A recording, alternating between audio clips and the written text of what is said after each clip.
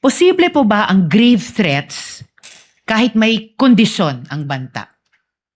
Ibig sabihin yung kapag ito nangyari sa akin, ito ay mga gawin mo. Kahit may kondisyon yung banta, posible po ba ang grave threats?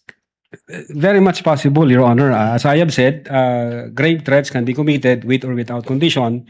And as a matter of fact, meron akong naalalang isang case, SPO2 Jamaica versus Attorney Bangot.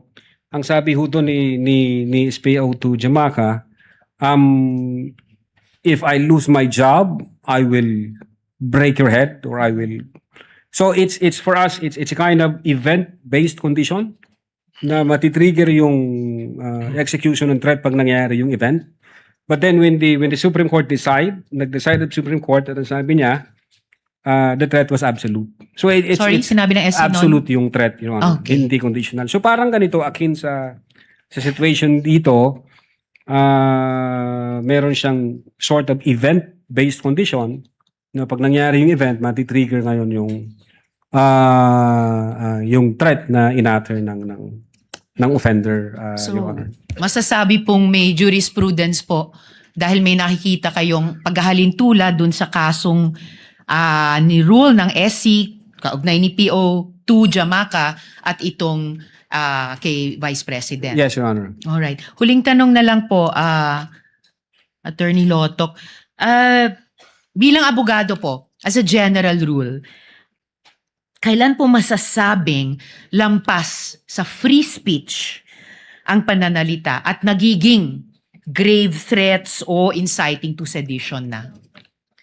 Well, we consider the two tests. Number one, yung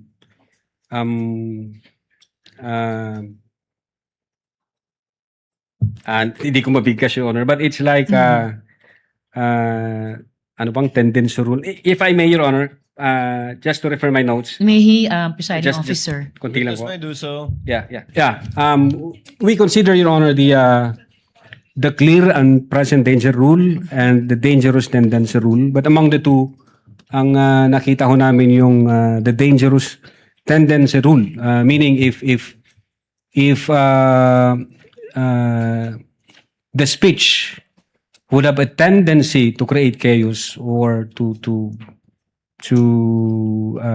create illegal acts, then that should be restricted. Pag may tendency ho na magiging ganon ang resulta. So, huli po, attorney, masasabing bang may parang spectrum pwedeng nagsisimula sa free speech pero pag lumalapit na dun sa dangerous tendency rule ay maaari na talagang tumawid sa magiging grave threats o inciting to sedition. Yon. Yes, Your Honor. Pwede ho yun. Alright. Maraming salamat po, Attorney Lotok.